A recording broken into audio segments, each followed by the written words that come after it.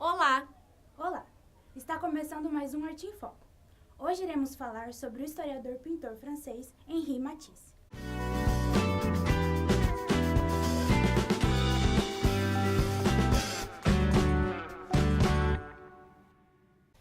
Henri Matisse nasceu em Cateau-Cambrésis, ao norte da França, em 31 de dezembro de 1869. Foi filho de um próspero comerciante de cereais. Sofria com o preconceito do pai, que pensava que artistas eram boêmios irresponsáveis, e impedia o filho de fazer o que realmente gostava. Henri, então, entrou para a Faculdade de Direito em Paris, incentivado pelo pai. Já formado, Matisse exercia a profissão, mas nas horas vagas tinha aulas de desenho. Ao contrário de seu pai, sua mãe sempre compreendeu o dom artístico de Henri, e por isso foi a primeira pessoa a presenteá-lo com um estojo completo de pintura. Com esse, pintou sua primeira obra, Natureza Morta com Livros. Incentivado pela mãe, Matisse inicia os estudos preparatórios para entrar na Escola de Belas Artes. Henri, insatisfeito com as repreensões do professor, passou a frequentar o curso do pintor Gustave Moreau, que o aceitou como discípulo. A partir daí, Matisse se entrega ao seu verdadeiro dom, logo produzindo diversas telas, como Natureza Morta com Pêssegos e Natureza Morta com Faca Negra. Matisse também participou do Salão da Sociedade Nacional de Belas Artes, com 4 trabalhos. Produziu a tela Leitora, que foi comprada pelo governo para a residência presidencial. Em 1897, vende a tela Faca Negra por 120 francos. Isso permite acreditar que a fama está perto. Porém, a virada do século foi difícil para Matisse, que estava desanimado com suas próprias ambições artísticas. O pai, cansado de ver o filho sem sucesso, cortou a mesada para que Henri desistisse da loucura. Assim, Matisse passa a trabalhar como decorador de frisos e sua mulher abre um salão de costura. Também, nesse período, a esposa dele passa a ser modelo de numerosas telas. Apesar de todos os problemas, Matisse não desiste de seu grande talento e continua a fazer exposições. Em 1901, ele expõe no Salão dos Independentes. Em 1904, realiza sua primeira exposição individual na Galeria Voulard. Em 1905, no Salão de Outono, expõe uma obra-prima, Luxo, Calma e Volúpia, que é logo vendida. No ano seguinte, no Salão dos Independentes, encabeça a rebelião dos fauvistas, grupo de pintores que trabalhavam com cores puras e de alto contraste. Moi, je crois que la peinture et le dessin, c'est la même chose. Le dessin est une peinture faite avec des moyens. Matisse passa a ser conhecido pela intensidade das cores que utiliza em suas obras. Em 1908, abre sua própria academia e começa a ganhar fama no exterior. Nesse mesmo ano, expõe em Nova York, Londres e Moscou. Em 1911, Henri Matisse pinta a Natureza Morta com Peixes Vermelhos, considerada sua obra de transição, em que as pinceladas claramente visíveis são o que resta do passado. No entanto, a ideia para seus trabalhos futuros foi uma série de planos sem volumes, sugerindo o espaço pela diagonal e pela variação de cor.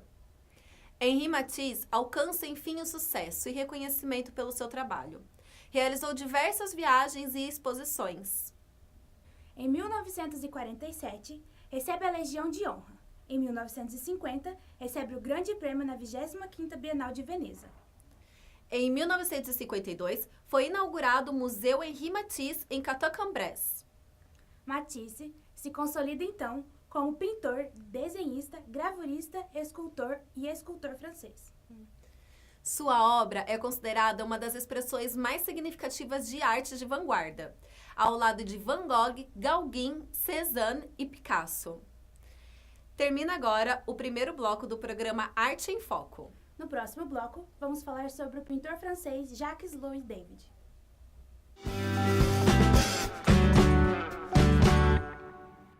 A escolha da faculdade é uma escolha de vida. Há 18 anos, a Faculdade Maringá tem mudado a vida de muita gente com ensino de qualidade. Faculdade Maringá, um nível superior de ensino. Fone 3027 1100.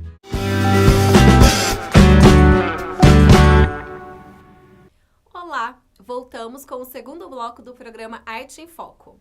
Vamos falar agora sobre Jacques-Louis David.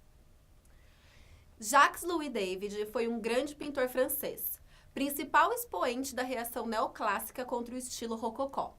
Quebrou diversos tabus da época dele. David nasceu em Paris em 30 de agosto de 1748. O pai dele era um rico comerciante têxtil, que morreu num duelo em 1757, o que fez com que o jovem David fosse educado por 2 tios maternos. David teve a oportunidade de explorar seu lado artístico desde novo. Após concluir os estudos literários, entrou no estúdio do pintor histórico Joseph Marie Vienne, que era o mais célebre pintor de história com características greco-romanas. Sem abandonar completamente o erotismo e o sentimentalismo em moda no princípio do século XVIII. Aos 18 anos, David entrou para a Academia Real de Pintura e Escultura da França. Os primeiros momentos não foram fáceis.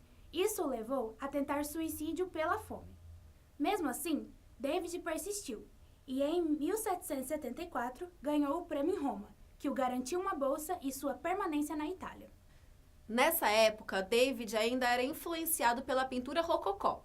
O quadro premiado Antíoco e Stratonice retrata bem isso. Passou a enxergar a arte de maneiras diferentes. Teve algumas influências e visitou as ruínas de Herculaneum, as coleções de antiguidade de Pompeia e Nápoles e aos templos dóricos de Pasteum. Em 1780, produz a tela Belisário pedindo esmola, em que se notam influências de Poussin numa cena da antiguidade. Quando se casou com Marguerite Pecot, a situação de David melhorou rapidamente. Em 1784, foi eleito para a Academia Real com sua obra Andrômaca, Chorão do Heitor. Ao voltar para Roma, pintou a tela Juramento dos Horácios. Ficou definida como uma afirmação de simplicidade e austeridade estoica anti-rococó. David tornou-se um herói. Sua maneira de fazer arte passa a ser considerado um manifesto em defesa de uma renovação artística, uma espécie de manifesto político contra a corrupção da aristocracia no final do século, e pelo regresso dos rígidos princípios morais atribuídos a Roma. Fazia de sua arte uma crítica à sociedade em que vivia. Além disso, com o desenvolvimento do neoclassicismo, alguns quadros do Jack se tornaram fonte de inspiração da moda, tanto no vestuário como na decoração de interiores. David passa, então, a se envolver com o mundo político. No começo da Revolução, se associou ao grupo extremista dos Jacobinos de Robespierre. Foi eleito para a Convenção Nacional em 1792 e participou da votação de execução de Luís XVI. Enquanto membro da Comissão Parlamentar de Arte, David tornou-se ditador artístico francês, o Robespierre do pincel. Nesta época, David estava ocupado com propaganda revolucionária, e a maior parte dos seus projetos de pintura não são terminados. Entre eles, Joseph Bara e o Juramento da Sala do Jogo da Pela. A tela, Morte de Le Pelletier, de Saint-Forgot, considerada por David um de seus melhores quadros, pintada em homenagem ao deputado assassinado, foi destruída. A tela Pietà da Revolução é considerada como a grande obra de David, que mostra como o neoclassicismo se podia tornar realismo. Em 1794, com a destituição e morte de Robespierre, David foi preso por 2 vezes, mas por pouco tempo e em lugares bastante agradáveis, como o Palácio de Luxemburgo, que o autorizou a pintar. A mulher tinha se divorciado dele 2 anos antes, por ele ter votado a morte do rei, mas voltou para dar apoio a ele. Isso os levou a um novo casamento, desta vez permanente. Nesse período, David pintou 2 quadros, um deles o seu autorretrato. Mesmo na prisão, manteve 3 estúdios no Louvre. Quando foi libertado, devido à anistia aprovada em 1795, abandonou a atividade política e se dedicou com a mesma intensidade ao ensino. É nesta época que David pinta o mais famoso quadro dele, o retrato de Madame Recamier, considerada a mulher mais bonita do seu tempo. Mas David não era homem para se dedicar exclusivamente ao ensino e ao retrato de pessoas famosas. Em 1799, volta a representar em suas telas as adversidades políticas e peculiaridades da sociedade em que vivia, ganhando ainda mais a aprovação do público. Napoleão Bonaparte percebeu que podia utilizar o talento de David em seu benefício próprio. O utilizou, então, tanto no consulado como no império. David produziu as obras Coroação, A Distribuição das Águias e o Napoleão no seu escritório.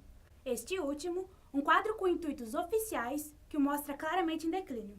Com a queda de Napoleão Bonaparte, David foi exilado para Bruxelas e não pintou praticamente mais nada.